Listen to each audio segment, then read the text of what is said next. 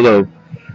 This is just a basic review on a headphone amplifier that I came across while searching for a better one for my headphones I got a few months ago, the DT990 Pros, which required more power than my DAC could really give them alone. It wasn't to a high enough volume or clear enough at higher volumes. They are 250 ohms impedance. And basically, the impedance, if a normal headphone is around 32, I want to say.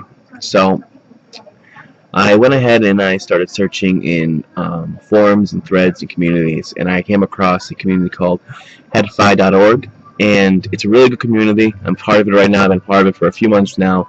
I've met a few friends, and I've really enjoyed some of the stuff I've learned there. I am by no means an expert at audio equipment, and I am by no means an expert video reviewer. I do not have the equipment for it, but this is just something I feel like I needed to do because it's a very good headphone, and it's very unheard of in the community. There was no reviews on it or anything, not even a listing of the item and the price, which they have for a lot of headphone amps and DACs, which is a digital to analog converter. Recently, I was using a creative sound card. It was the Recon 3D, and it was not working out of the headphone jack, and the speaker jack started going as well. So I basically needed a more powerful source to drive my more powerful amp to drive my source, which was the E7 at one point, and I'm using my girlfriend's Gamma 1 Lite do-it-yourself digital to analog converter. This is it right here. It's a nice, simple, small. It's small. It fits in your hand. It's definitely nice. It was. I bought it off of the actually off of Headfi originally for myself, but I ended up having to give it to her because she has no sound either, and she needs it more than I. And my focus is off right now for some reason. Hold on. Well, I guess the focus is really bad for some reason. Anyways, well, it says Bluebird right there. WS 1.2 headphone amplifier. And that right next to it is the Go Vibe. That's the Fiio E11. That's the Go Vibe 5, I believe.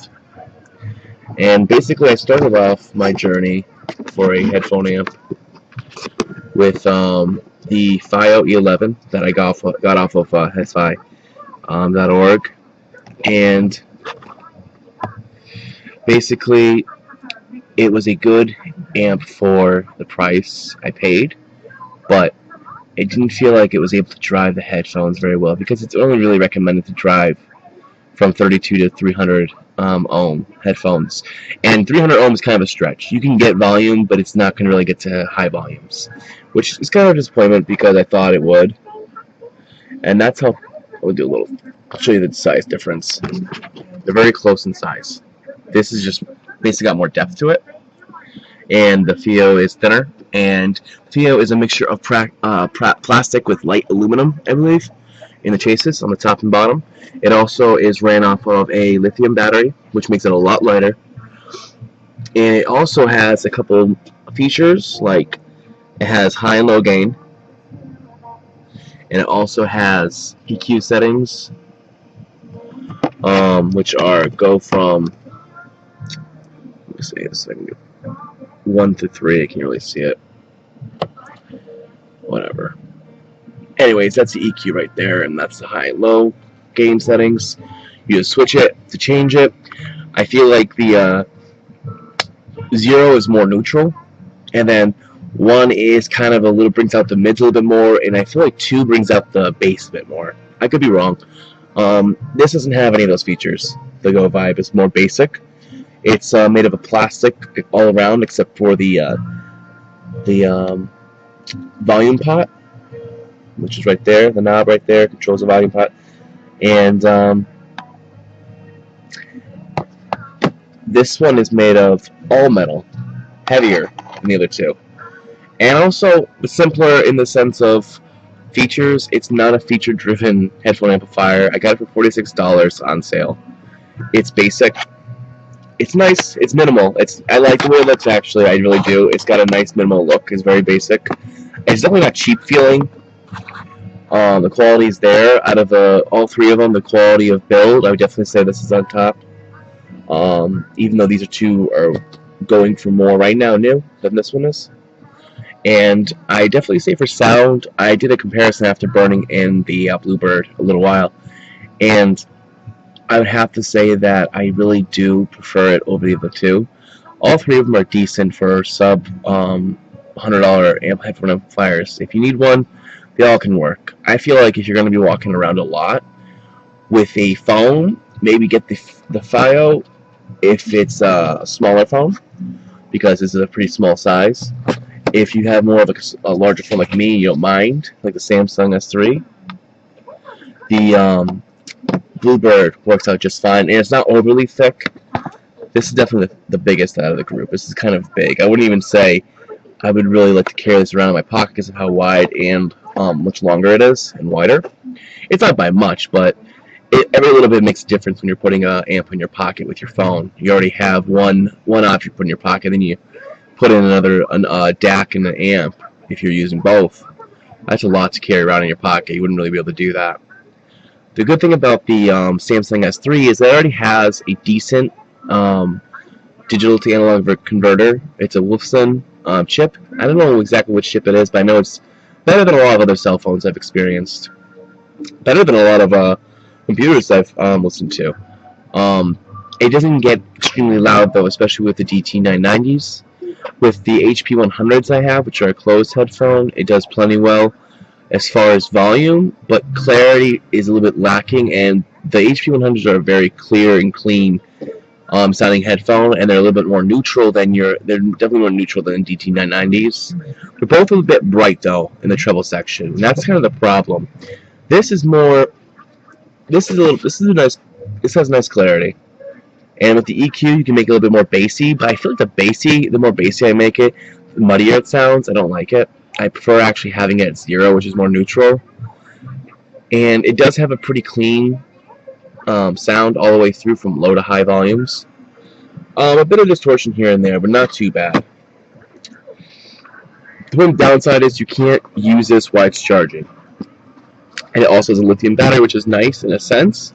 But also, having a 9-volt battery is actually, I feel like, a little bit better in some ways, because you can just take the battery out, charge one of the batteries on a charger, which I actually have the charger it came with in the box right here.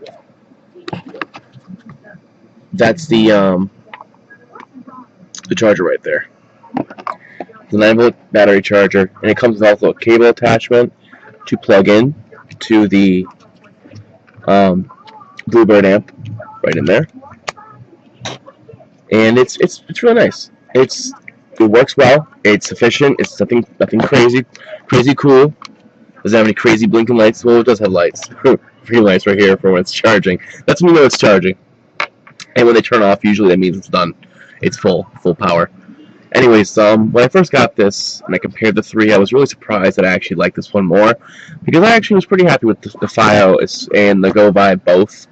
After listening to the Go Vibe, I had to buy the charger for it for the 9-volt battery when I first got it, because I got it for $5 on eBay, right? And the problem was that I needed the charger to listen to it, because I didn't want to go buy a bunch of 9-volt batteries to keep on replacing them. When I looked it up on Amazon, I found this. That's how I found it. I wasn't even looking for a headphone amp at the time, really. I mean, I was keeping my eye open, but it wasn't essentially a necessity at the time. And it was on sale.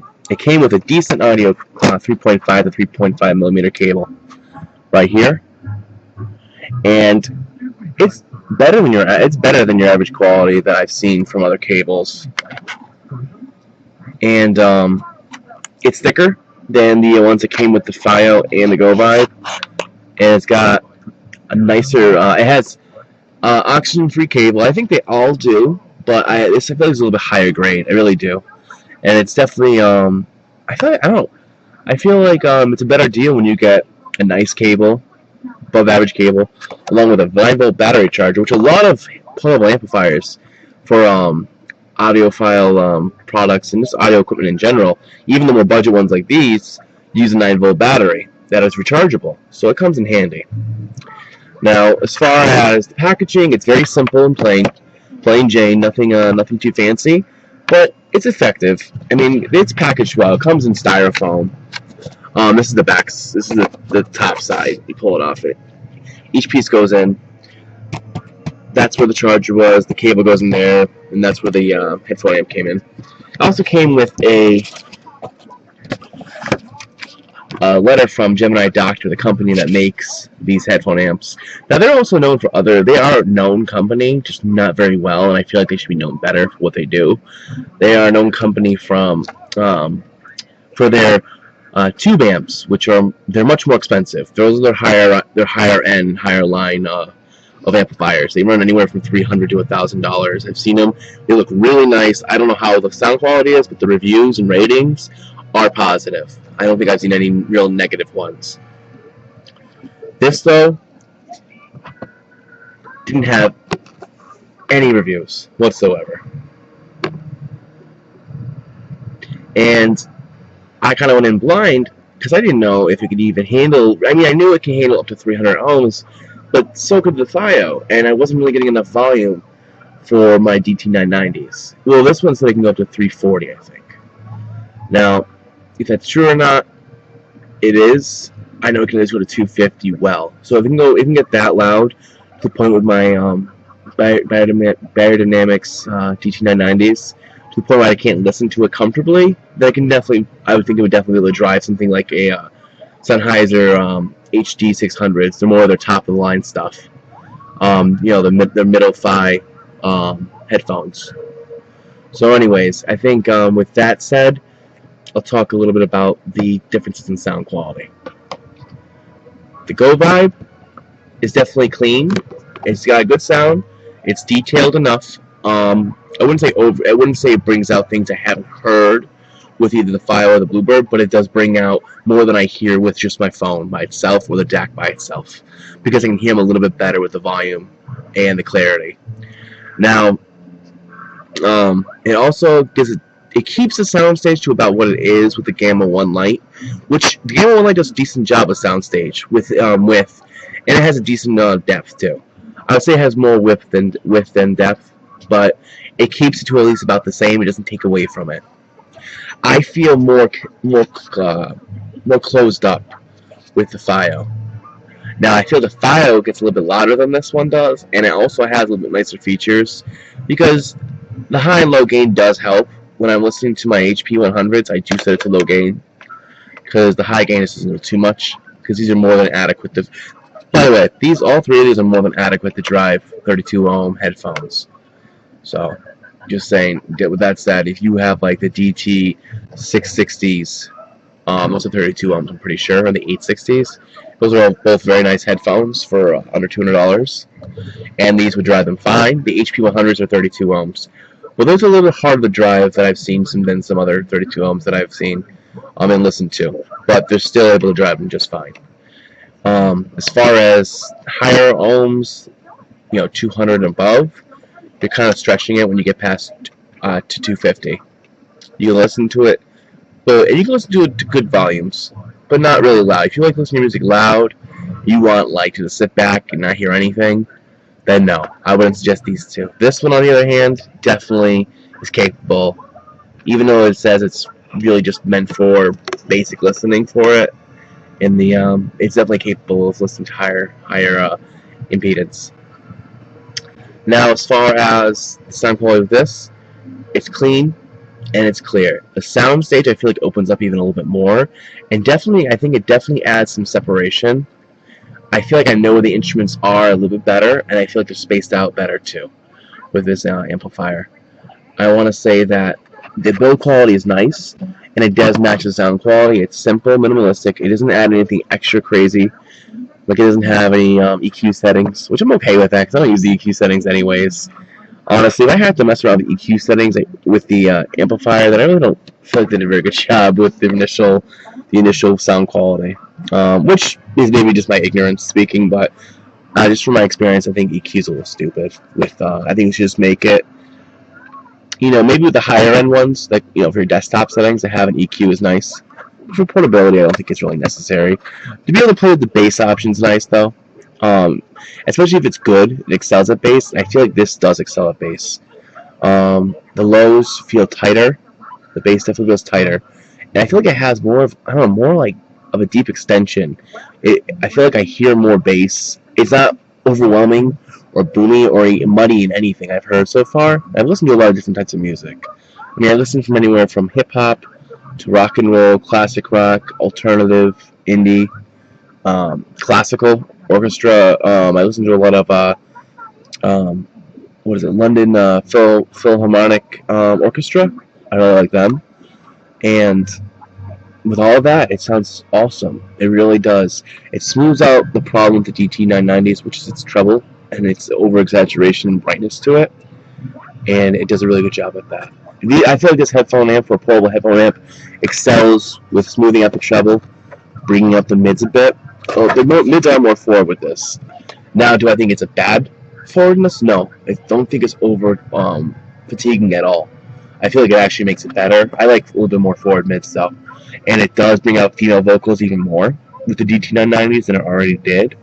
So basically what you're getting with this is a solid amplifier with good build quality, good customer service. They're really nice there. I wrote them an email asking about some questions about this amplifier. They were really quick with responding, really friendly, and I really do want to support their products, not even just because they're good, but also because of the fact that they seem like a really decent company, and you don't find a lot of companies that are willing to kind of, I guess, touch base with the customer like they used to nowadays. I don't find it so much. I know a couple of the bigger manufacturers do try to get to their customers fast and be responsive and stuff like that, which that's really cool.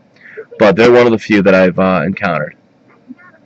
Um, so if you're looking for a headphone amplifier that can drive 250 ohm, maybe 300 ohm headphones, and that doesn't cost above $100, this is a great buy.